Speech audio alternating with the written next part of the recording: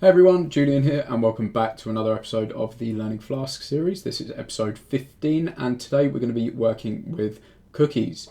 Now if you've never worked with cookies before, the best way to describe them are little text files or strings of keys and values that are stored on your browser.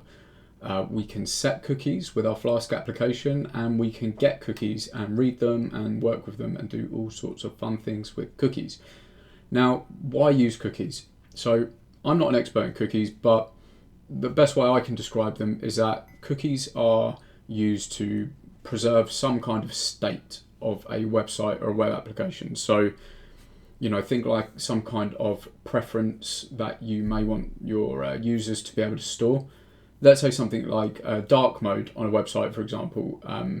You want your users to be able to toggle on and off light mode and dark mode, and depending on what preference they choose, that will get saved to a cookie locally, and then when they load the website, the site will read that cookie and then decide whether to show them light mode or dark mode. But it can be used for all kinds of things, but preserving state is the best way that I can describe it. You'll often see websites use cookies for unique identifiers for individuals. So it's a way of tracking users across the web. So a lot of advertising services use cookies. Things that Facebook uses a hell of a lot of cookies. Google uses a lot of cookies, and they are an important part of the web because they do allow us as developers to access certain states of that user's preference. If anyone's got a better explanation, chuck them in the comments below because I'm probably not doing a great job here. But cookies can be deleted, cookies can be erased, and I'll show you how to do that as well. So enough of me rambling on about cookies, and let's get learning how to use them in Flask. So as always, I do have a text-based version of this over at the website. I'll chuck a link in the description. We've got our Flask development server and a terminal here. So Flask run, you can see we're in development mode. And at the moment, we've just got a very simple looking Flask application running here. So let's go and jump into our editor. So first things first, we need to import a couple of things to work with cookies. So from Flask, import request and make response. So we import request because like any kind of request object or variables or anything to do with a request, you normally have to import it. If you're working with a form and you want to access that form data, use request.form. If you're posting some JSON data up to the server, use request.getJSON. Files, request.files. Arguments in a query string, you use request.args. So just like with those, we use request.cookies, and I'll show you that working shortly. Now, make response is a way to build and create a response ahead of time before sending it. And you're probably thinking, why the hell would I do that? I can just return a response, right? Well, of course you can, but building it ahead of time allows you to modify it before we send it. So that's what we're going to do in this example. So let's go ahead and create a new root called cookies. Create our cookies function. And for now, I'm just going to return cookies, just like so, and a status code. So let's go to /cookies in our browser. And there we go. We've just got some plain text being returned here from our view. So make response, that's the first thing I want to cover. So I'm going to create a variable called res, which I always name my make response object as res. And it's just a little tip here is if you do find yourself doing the same things quite often in your Flask apps, just use the same variable. It will make more sense to you the more you use it. You'll be able to quickly look at something and think, yeah, I know exactly what that is because you use the same variable names for the same kind of thing. So I like to call my make response objects res. So to make response, what am I going to give it? Well, for now, I'm just going to go ahead and chuck in what I gave to our return statement, and then I'm going to return res. So now if we go back and refresh, we get the exact same thing. So the best way to describe make response is that anything you would pass to the return statement inside of a view you can pass into makeResponse. So we have used makeResponse before when we returned some JSON data and we passed it a JSONify and a status code along with a dictionary to JSONify to go ahead and convert into a JSON string. So if you were working with templates, for example, you would normally do something like render template and then you would give it a file name, cookies.html. So if you wanted to build your response ahead of time, you just go ahead and take that and then you pass it into makeResponse like so, and then you just return res. Now you might be asking yourself, well, why would I do this? Why would I build this variable? You know, I've got to create a new variable, that's more memory, that's more time, that's more code. But what it means is that we can modify this response, and that's what we're going to do with cookies. So for now, what I'm going to do, we're not going to render a template. I'm just going to, actually we can just go back. I'm going to do this. So to actually set a cookie in Flask, well, what we do is the following. We attach a cookie to the response. So our response is called res, and then we use the set cookie method on our response object. And now a cookie takes a key and a value, or a name and a value. So we're working with cookies. So let's have some fun. We're going to set a flavor to chocolate chip. So what we've done here is just taken our response object and then called the .setCookie method on that object, and we've given it a key and a value. So I'm going to go ahead and click save. Now, in your developer tools, so I'm in Firefox, so Control, Shift and I, and it's the same thing in Chrome. Then head over to the storage tab and then cookies, and then you'll see here we've got our local host domain or our Flask development server domain. And there's no cookies in here, we haven't got anything. So let's go ahead and set one. If I reload that, there we go. We can see we have set a cookie, and we can see it all down here in our in the storage tab. So we've got the name, which is flavor, and here we go. We've got a little sidebar pop up here. So we've got flavor and chocolate chip. So they're the key and the value that we set. We've got a creation time, which is automatically set by the browser. We got the domain, which by default is whatever domain set the cookie.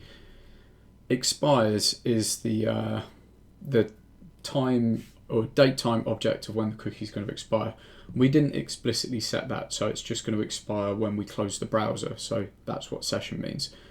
Host only, which is it's only going to be accessible by this host. HTTP only means it's only accessible over HTTP and not through JavaScript, but I'll explain more about that later. When the cookie was last accessed, the path, because we didn't explicitly supply a path, it just assumes the cookie is available across the whole domain, or from the root here.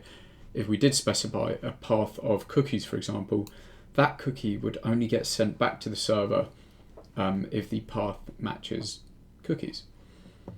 Secure. So secure means the cookie is only accessible over HTTPS because we didn't explicitly supply that. It defaults to false, and same site is unset. But what I think I'm going to do is modify this cookie here to provide some different parameters. So what we'll do is we'll keep the flavor cookie, and what I'm going to do is just expand this out here. So set cookie can take various parameters. So by default it has to take a key or a name. So our name was flavor, and then it also takes a value, which should be a string. So we've set the value as chocolate chip. It also takes a max age parameter, which is an age in seconds. So we're going to set our cookie with an expiry age of 10 seconds. Expires, you can also, if I can spell it right, expires takes a date time object. So you would go ahead and import date time and maybe give yourself a UTC date time object here. We're going to leave that as none. because we're using this max age to set an expiry on our cookie. It takes a path, so for example we might want to give it the cookies path because we only want this cookie to be sent back and forth when it's at the cookies path. So a way to get a path, you can either hard code it in or you can just do request.path. So I'll leave that as request.path. Domain, so that will be the domain that can read the cookie. By default it's set as none, so I'm going to leave that a none, but if you wanted to change that you can go ahead and do so. You could do all sorts of things with subdomains and stuff in there. I'll chuck a link to the cookies documentation in the description below. Secure, so secure basically means if it's set to true, the cookie will only be sent over HTTPS, and if it's false then it will be sent regardless. So if you want some extra security on your cookies, go ahead and set that to true, but because we're here on the development server we'll set that as false, but I believe the default is actually false, so we can leave that as false. HTTP only, so if you set that to false, I cannot type today, if you set that to false it kind of means that the cookie itself is only accessible over HTTP requests, not via JavaScript. But from what I've read, it's kind of browser dependent and there's limited browser support for it. So I think by default, yeah, that's false. And lastly, same site, and that can be either true or false, and that limits the scope of where the cookie can be read. So if you want the cookie to only be accessible via the same domain or same site that set it, go ahead and set that to true. I think by default it's false. So if that's set as false, the cookie will be accessible over multiple domains depending on how you make requests and so on and so forth. So these are the parameters that the set cookie takes. So if we go ahead and save, reload, and I'm going to reload it again, and you can see we've got two different cookies here with the same key and value, and that's because we've changed the path. So if we go ahead and delete all of our cookies, and I'm going to reload that again just to reset that cookie, you can see here we've got flavor, we've got the path of cookies, and we've got this expiry here, and this is going to expire on, if we open this up here, it expires on at 2:26 GMT on the head. So you can see we set an expiry of 10 seconds. So if I go and refresh that now, the cookie's gone. But if we go ahead and refresh it, the cookie's back again and will last for 10 seconds. We got the value of chocolate chip, which is exactly the same. We've just changed a few of the parameters here. So what I want to do is, before we start actually accessing any cookies in Flask, is just set a few more. So res.setCookie, and we'll keep them simple this time. I'm just going to chocolate type. I want milk or dark, so we'll go ahead and set dark. Res.setCookie, and let's go ahead and we're working with cookies here, so you know, cookies are chewy, right? Yes, of course they are. I mean, who doesn't like a chewy cookie? So if we go ahead and reload, you can see our initial one has dropped out because it's expired, but you can see if we just reload again, we get that back, and we've got our chewy and chocolate type here with the values of dark and yes. So that's how you set cookies in Flask. Now, how about getting cookies? Well, that's where we use the request object. So let's go ahead and get them. So print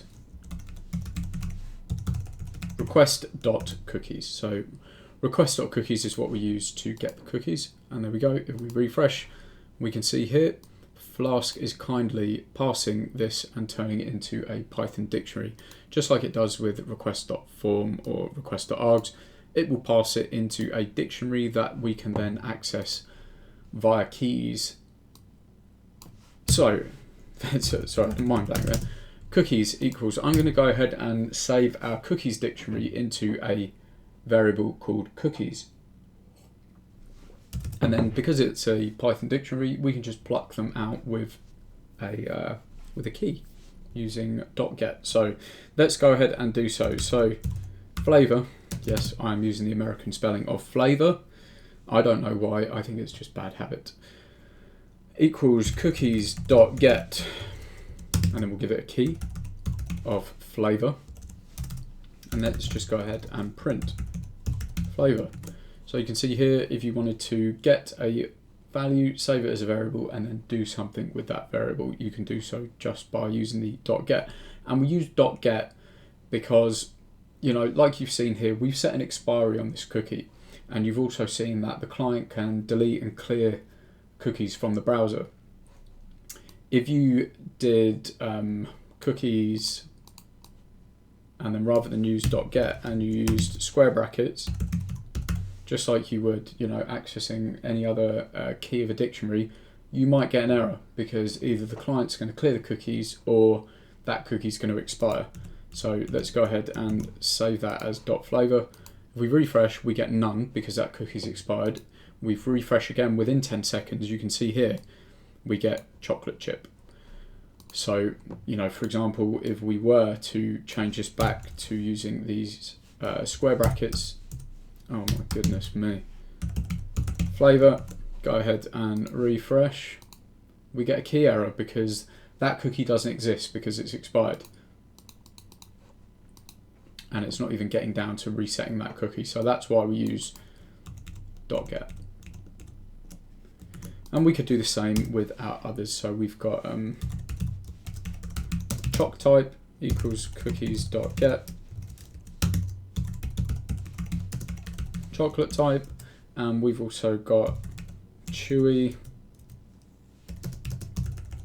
cookies.get chewy, not chezzy, chewy, and we can go ahead and print flavor, choc type, and chewy like so. So let's go ahead and do so, refresh, and you can see we've got none because that cookie has expired, and we've got dark and yes. But if we refresh within that 10-second window, we get chocolate, chip, dark, and yes. So that is how you access cookies in a Flask route. And that pretty much covers everything you're going to need to know for working with cookies in Flask. So let's quickly recap. We've used make response to build our response ahead of time. We then use .set cookie on our response object here, which we stored in a variable called res. And then you provide it with keys and values of the parameters that you want to set for that cookie. And you've got lots of different options here. So go ahead and read the documentation for a bit more detail on that. So yeah, .set cookie, and then it's as simple as a key and a value or various parameters depending on what you want to do. Now, accessing cookies, we use cookies.get. Well, in fact, we've used request.cookies to actually pass those incoming cookies into a dictionary, which we've saved as cookies. We can then use the .get method on that dictionary object and pluck them out by individual keys here, which we have done. And then, you know, we've got these variables here to do as we please. In our case, we're just printing them. So that pretty much covers it. We can set cookies in JavaScript, and I'll show you a quick example. We use document.cookie and then equals, and then we give it a key and a value separated by a equals. So let's just do brand equals, I don't know, M&M's document.cookie. So then we've registered that, and if we check our storage, we can see here we get brand with a value of M&M's. And now let's go ahead and create a new variable, cookies.get, give it the key of brand, and let's just go ahead and print that here, brand. So there we go. If we refresh that, you can see there we've got M&M's coming in, and we've set that in JavaScript. You can do other things such as, you know, some of the parameters that we saw in Flask. You can give it an expiry date here, and you can give it a path as well, just using this kind of syntax here. But we're not going to go into that now because it would take too long, and you guys are here to learn about Flask, not about JavaScript. So that pretty much wraps everything up for this video. I hope you enjoyed. If you've got any questions or comments, or if you feel that I missed anything out, I would love to hear from you. Just go ahead and stick it in the comments section below.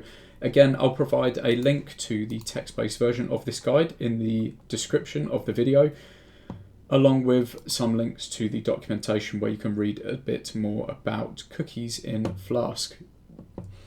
So I think that covers it for this one. I hope you enjoyed. I hope you found it useful. As always, feel free to subscribe. I've got plenty more videos coming soon, not only on Flask but on Python and various other kind of developer tools, and some fun projects. We're actually going to start building a Flask application from scratch with a database.